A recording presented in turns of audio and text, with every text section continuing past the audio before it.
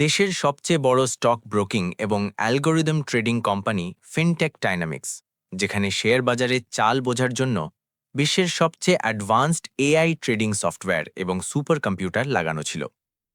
সেই কোম্পানি যার সিস্টেম গত 15 দিন ধরে পুরোপুরি ফ্রিজ হয়ে পড়েছিল, না কোনো ট্রেড হচ্ছিল, না কোনো ডেটা আপডেট হচ্ছিল। প্রতিদিন কোটি কোটি টাকার লোকসান হচ্ছিল এবং বিনিয়োগকারীদের টাকা আটকে পড়েছিল। বিশ্বের বিভিন্ন প্রান্ত থেকে বড় বড় কোয়ান্ট অ্যানালিস্ট, ডেটা সায়েন্টিস্ট এবং কোডিং এক্সপার্টদের ডাকা হয়েছিল। লক্ষ লক্ষ টাকার কনসাল্টিং ফি দেওয়া হয়েছিল।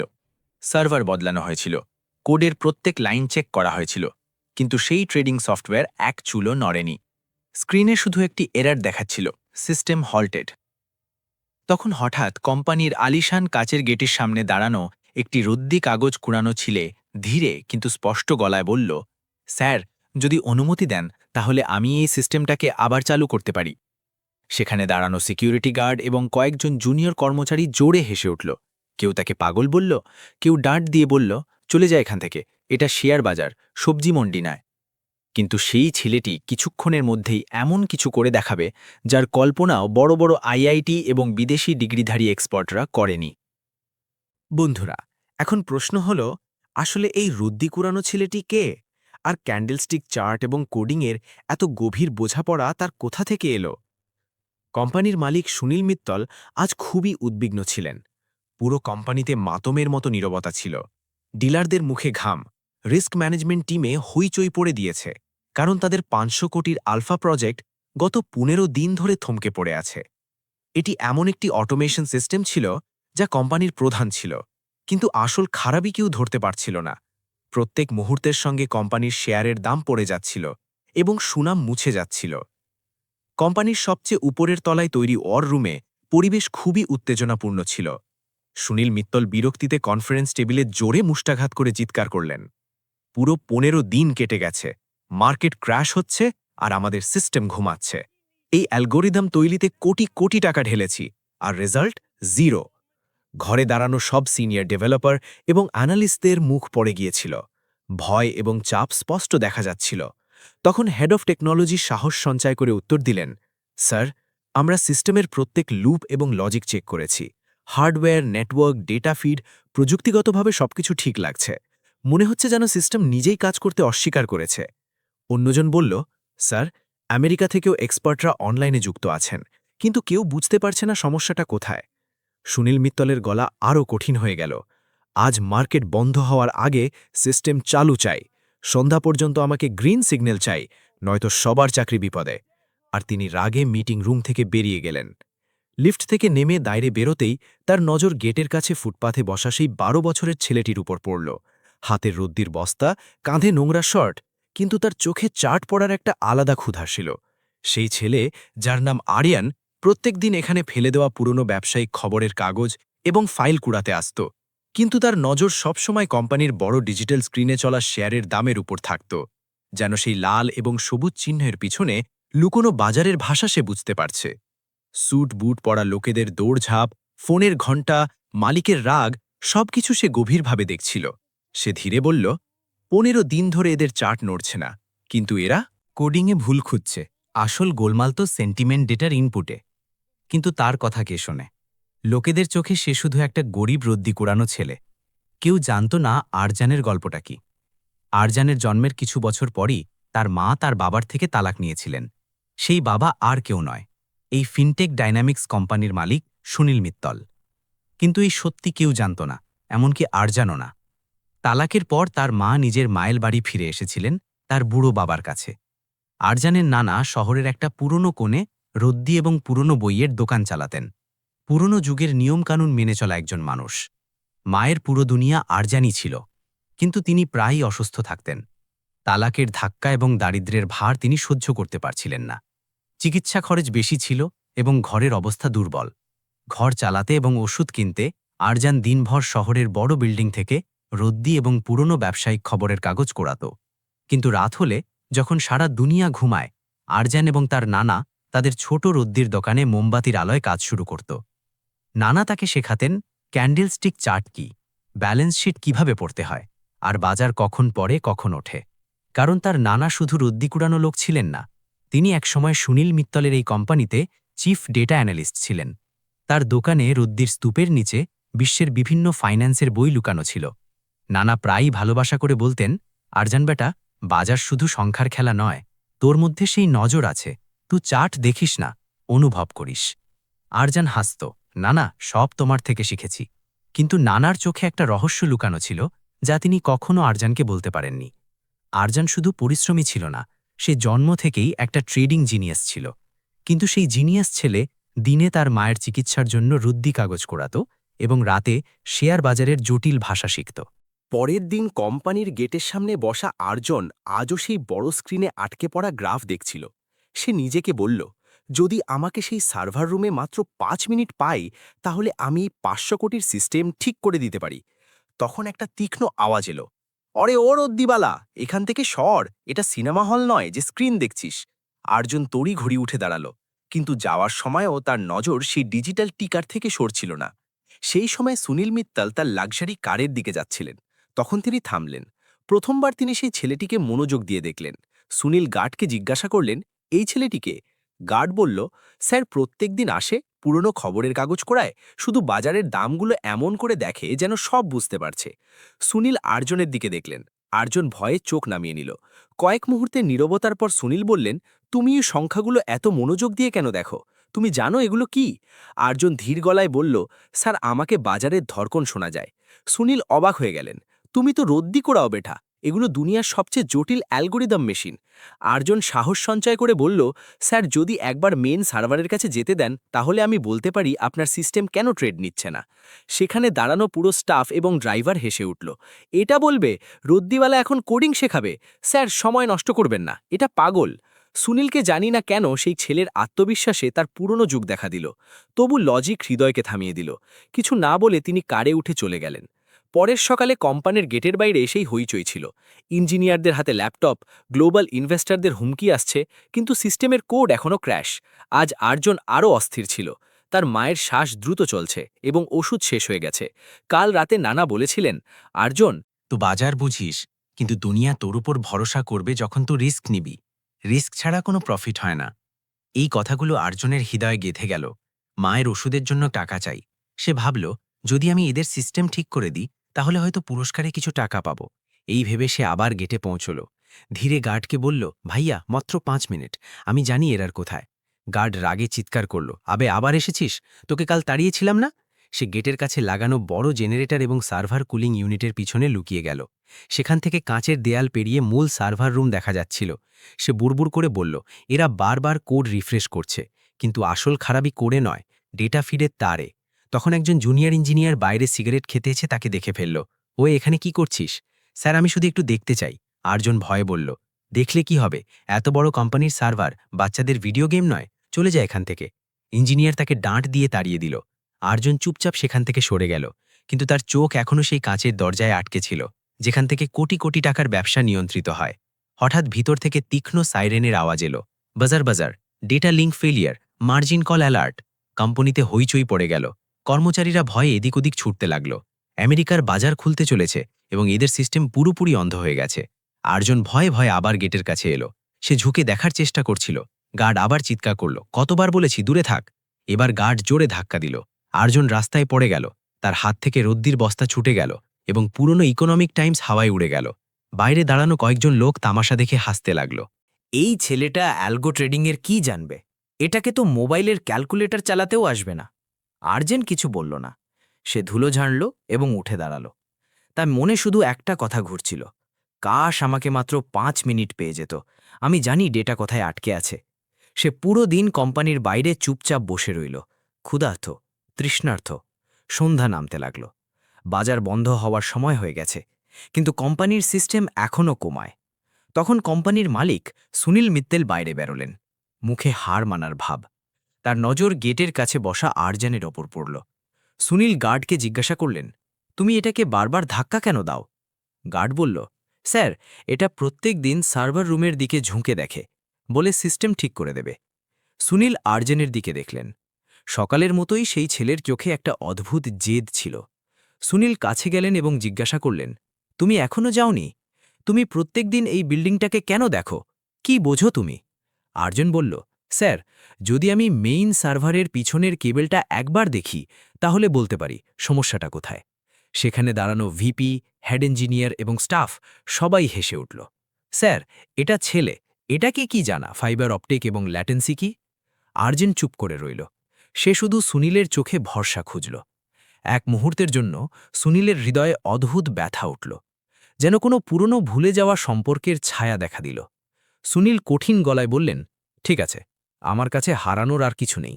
যদি তোমার কিছু জানা থাকে তাহলে ভিতরে এসে বলো। চিফ টেকনিক্যাল অফিসার চিৎকার করলেন, স্যার, এভাবে কোনো রাস্তার ছেলেকে হাই সিকিউরিটি জোনে নিয়ে যাবেন? এটা প্রোটোকলের বিরুদ্ধে। সুনীল হাত তুললেন, আমি বলেছি এটাকে ভিতরে নিয়ে এসো। যখন তোমাদের বিদেশি এক্সপার্টরা ফেল হয়েছে, তাহলে একটা ছেলেকে চেষ্টা করে দেখাতে কি ক্ষতি? চারদিকে ফিসফিসানি, রদ্দিওয়ালা ছেলে ট্রেডিং ডেস্কে, এটা পাগলামি। সুনীল আর্জানকে নিয়ে ঠান্ডা এসি সার্ভার রুমে পৌঁছলেন। শত শত নীল এবং সবুজ লাইট জ্বলছে নিভছে। মেশিনের হামিং আওয়াজ গুঞ্জরিত হচ্ছে। আরজান, তোমার জানা এই সিস্টেম কেন বন্ধ? সুনীল জিজ্ঞাসা করলেন। আরজান ধীরে ধীরে মেইন সার্ভার র্যাকের চারপাশে ঘুরতে লাগল। সে কোনো স্ক্রিন দেখল না, কোনো কিবোর্ড ছোঁয়নি। সে মাটিতে ঝুঁকে পড়ল, যেখানে হাজার হাজার তারের জঞ্জাল। সে কান লাগিয়ে ফ্যানের আওয়াজ শুনল, তারপর হাওয়ার প্রবাহ অনুভব করল। হঠাৎ সে থামল। সার্ভারের সবচেয়ে নিচের অংশে, যেখানে ধুলো জমে আছে, সে আঙুল দিয়ে ইশারা করে বলল, স্যার, সার্ভার ক্র্যাশ হয়নি, কেউ এটাকে চোখ করেছে। সবাই অবাক হয়ে গেল। কি মানে? আরজান বলল, সিস্টেম নিজে থামেনি, এর ডেটা ফিড পোর্টের ক্লিপটা অর্ধেক বের করে দেওয়া হয়েছে। এটা কোনো প্রযুক্তিগত খারাপই নয়, এটা কারো ইচ্ছাকৃত। একজন সিনিয়র ইঞ্জিনিয়ার রাগে গুলল, এটা অসম্ভব। সেই পোর্টে পৌঁছতে বায়োমেট্রিক লক খুলতে হয়, আর গত দুদিন কেউ সেখানে যায়নি। আরজান র্যাকের পেছনে একটা ছোট খোলা ভেন্টিলেশন প্যানেলের দিকে ইশারা করল।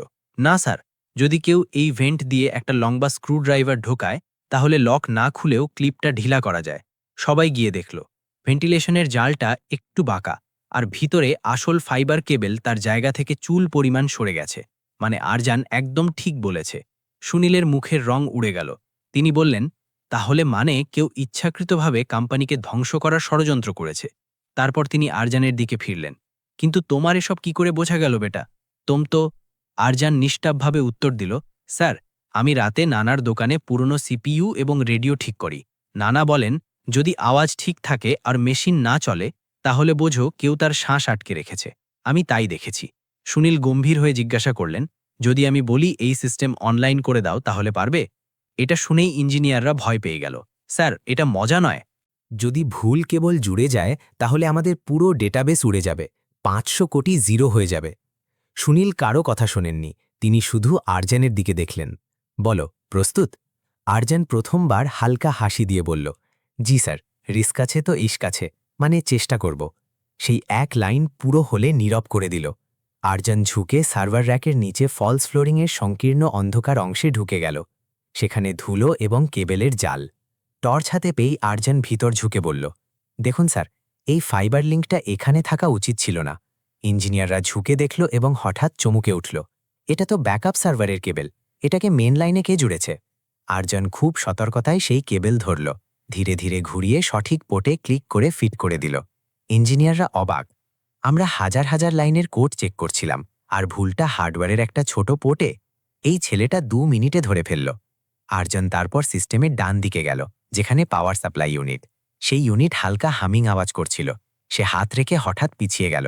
স্যার, যদি এটাকে এখন অন করা হয় তাহলে পুরো সিস্টেম উড়ে যাবে। সবাই একসঙ্গে বলল, কিন্তু কেন? আরজান পাওয়ার বক্সের দিকে ইশারা করল। স্যার, এর ওয়্যারিং বদলে দেওয়া হয়েছে। আর্থিংয়ের তারকে ফেজের সঙ্গে জুড়ে দেওয়া হয়েছে। কারেন্ট চালু হলেই 440 ভোল্টের ঝটকা সোজা মাদারবোর্ডে যাবে। সব ডেটা জ্বলে ছাই হয়ে যাবে। এটা কোনো ভুল নয়, এটা একটা ফাঁদ। সুনীলকে আরজানের প্রথম কথা মনে পড়ল। স্যার, কেউ সিস্টেমকে থামিয়েছে। এখন সবকিছু স্পষ্ট হয়ে গেছে। কোনো বিশ্বাসঘাতক কোম্পানির ভিতরেই ছিল। আরজান সাহস করে বলল, স্যার, আমাকে মাত্র 15 মিনিট দিন। আমার একটা ওয়্যার কাটার এবং টেপ চাই। যদি আমি ভুল করি তাহলে আমি নিজে এখান থেকে চিরকালের জন্য চলে যাব। সুনীল না ভেবে বললেন, শুরু করো। আরজন যন্ত্র চাইল। ইঞ্জিনিয়াররা ইতস্তত করছিল, কিন্তু মালিকের আদেশ ছিল। আরজন কেবল কাটল, সঠিক তার চিনল এবং তাদের আবার টেপ করল। তার কপাল থেকে ঘাম টপকাচ্ছে, কিন্তু হাত কাঁপছে না। 15 মিনিট শেষ। আরজন সিস্টেমের মেন কনসোলের সামনে দাঁড়াল। স্যার, এখন অ্যালগো রান করা যায়। সবাই ভয় পেয়ে গেল। অরে এখন করবেন না, যদি বিস্ফোরণ হয় তাহলে? কিন্তু সুনীল কারো কথা শোনেননি। তিনি সোজা আর্জনের দিকে ইশারা করলেন, তুমি এন্টার প্রেস করো। আর্জুন ধীরে ধীরে কিবোর্ডের কাছে গেল, একটা লম্বা শ্বাস নিল এবং এক্সিকিউট বোতাম চাপল। হলে নীরবতা ছড়িয়ে পড়ল। 1 সেকেন্ড, 2 সেকেন্ড। হঠাৎ স্ক্রিনে হাজার হাজার সংখ্যা ছুটতে লাগল। লাল রঙের এরর সরে গেল এবং সবুজ রঙের প্রফিট চার্ট ওপরে উঠতে লাগল। সিস্টেম লাইভ হয়ে গেছে। 15 দিন ধরে ঘুমন্ত কোম্পানি আজ একটা রদ্দি কোরানো ছেলের আঙুলে জেগে উঠল। হলে চারদিকে তালির শব্দ উঠল। সুনীল স্বস্তির নিঃশ্বাস ফেললেন এবং ধীর গলায় বললেন, আর্জুন, তুমি করে দেখিয়েছ। ইঞ্জিনিয়াররা উৎসব করছিল, কিন্তু সুনীলের মনে এখন শুধু একটা প্রশ্ন ঘুরছে, এই ছেলেটি কে? সুনীল আর্জুনের কাছে এলেন। তার গলা খুব নরম ছিল। বেটা, তুমি কে? সত্যি বলো। স্যার, আমি কেউ না। সুনীল মাথা নাড়লেন। না, কোনো সাধারণ রদ্দি কোরানো ছেলে এত জটিল সার্ভার এভাবে ঠিক করতে পারে না। তোমার মধ্যে সেই ডিএনএ আছে যা বাজার বোঝে। তারপর জিজ্ঞাসা করলেন, তুমি এই কোম্পানিতে বারবার কেন আসো? আর্জুন ধীরে বলল, স্যার, আমার মা খুব অসুস্থ থাকেন। তার ওষুধের জন্য আমি রদ্দি কোরাই। রাতে নানার পুরনো দোকানে চার্ট পড়া শিখি। সেখান থেকে জেনেছি মেশিনরা কিভাবে কথা বলে। ইঞ্জিনিয়ার এবং স্টাফ একে অপরকে দেখল। একটা রদ্দি কোরানো ছেলে এবং এত গভীর বোঝাপড়া। সুনীল ধীরে জিজ্ঞাসা করলেন, তোমার বাবা? আমি জানি না স্যার, আমি তাকে কখনো দেখিনি। তোমার মায়ের নাম কি? আর্জুন তার পকেট থেকে ঘাম মুছতে মুছতে উত্তর দিল, স্যার, আরাধ্যা শৌর্য। এই নাম শুনতেই সুনীলের পায়ের তলায় মাটি সরে গেল। ঘরের শব্দ যেন তার জন্য বন্ধ হয়ে গেল। আরাধ্যা শৌর্য, সেই নাম যার সঙ্গে তিনি 12 বছর আগে অহংকার এবং কাজের পাগলামিতে তালাক নিয়েছিলেন। তুমি নানার সঙ্গে কোথায় থাকো? সুনীল কাপা গলায় জিজ্ঞাসা করলেন। আর্জুন মাথা নামিয়ে বলল, মা বলেন পাপা আমাদের ছেড়ে দিয়েছিলেন। তিনি তার ক্যারিয়ার এবং টাকার পিছনে ছুটতে ছুটতে অনেক দূর চলে গিয়েছিলেন, আর কখনো ফিরে আসেননি। সুনীল সেখানেই ঠান্ডা সার্ভার রুমে হাঁটু গেড়ে বসে পড়লেন। নিজেকে সামলে জিজ্ঞাসা করলেন, তোমার মা কখনো তোমার পাপার ছবি দেখিয়েছেন? না স্যার, আর্জুন বলল। মা বলেন কিছু ছবি ছিঁড়া ফেলা হয়েছে, আর কিছু পুরনো ফাইলে হারিয়ে গেছে। এটা শুনতেই সুনীলের চোখ থেকে অশ্রু ঝরে পড়ল। এখন তার বিশ্বাস হয়েছে এই ছেলেটি তার নিজের রক্ত, তার হারানো ইনভেস্টমেন্ট, যা আজ সুদ সমেত ফিরে এসেছে। কাঁপা গলায় সুনীল বললেন, আর্জুন, তুমি আমার। পুরো বাক্য বলতে পারলেন না, গলা ভরে এলো। তিনি 2 হাতে আর্জুনের মুখ ধরলেন। বেটা, তুমি আমার মতো দেখতে কেন? কারণ হয়তো তুমি আমারই ছেলে। পুরো কোম্পানিতে যেন নীরবতা ছড়িয়ে পড়ল। কর্মচারীরা ফিসফিস করতে লাগল, কি, মালিকের ছেলে? আর্জুন ভয় পেয়ে গেল। না স্যার, এমন বলবেন না। আমার মা, আমরা খুব গরিব, আপনি এত বড় মানুষ। সুনীল তৎক্ষণাৎ বললেন, দারিদ্র্য কোনো সম্পর্কের মূল্যায়ন কমায় না বেটা। আর যদি তুমি আমার ছেলে হও, তাহলে আজ তুমি শুধু কোম্পানির সিস্টেম নয়, আমার পুরো জীবনের ব্যালেন্স শিট ঠিক করে দিয়েছ। সুনীল তৎক্ষণাৎ তার কার বের করলেন। চলো আর্জুন, আমাকে তোমার মায়ের সঙ্গে দেখা করতে হবে। পরের ঘণ্টায় শহরের সংকীর্ণ গলি এবং পুরনো ভবনের মাঝে সুনীলের দামি কার থামল। সেখানে রদ্দি এবং পুরনো দইয়ের একটা ছোট গুদাম ছিল। বাইরে একটা ভাঙা চেয়ারে একটা মহিলা বসেছিলেন, মাথায় দুপট্টা, ক্লান্ত মুখ, কিন্তু চোখে সেই স্বাভিমান। আরাধ্যা, সেই মহিলা যাকে তিনি 12 বছর আগে একটা ছোট ভুল বোঝাবুঝি এবং অহংকারে তালাক দিয়েছিলেন। আরাধ্যা তাকে দেখলেন, চিনলেন, কিন্তু মুখে খুশি নয়, শুধু পুরনো ক্ষত। তুমি এখানে কেন এসেছ? আরাধ্যা ঠান্ডা গলায় জিজ্ঞাসা করলেন। সুনীল বললেন, আমাকে আর্জুনের সম্পর্কে জানতে হবে। আর্জুন দৌড়ে মায়ের কাছে গেল।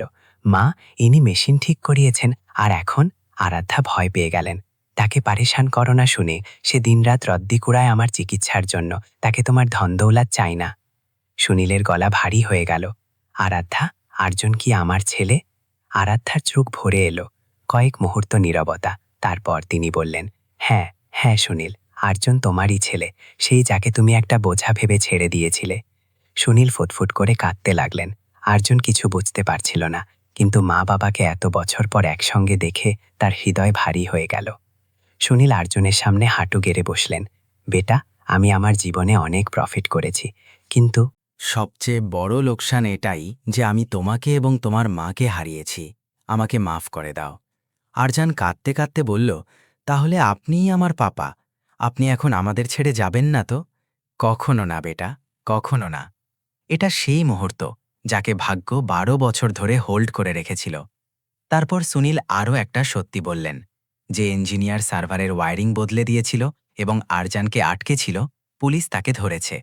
একটা শত্রু ব্রোকারেজ ফার্ম তাকে টাকা দিয়েছিল আমাদের সিস্টেম হ্যাক করার জন্য, কিন্তু তাদের জানা ছিল না যে আমার আসল সিকিউরিটি সিস্টেম আমার ছেলে হয়ে গেটে দাঁড়িয়েছিল। সুনীল হাসলেন, বেটা, আজ থেকে তুমি আমাকে সার বলবে না। আমি তোমার বাবা, আর তুমি ফিনটেক ডাইনামিক্সের আসল উত্তরাধিকারী। সুনীল আরাধ্যার পুরো চিকিৎসা করালেন।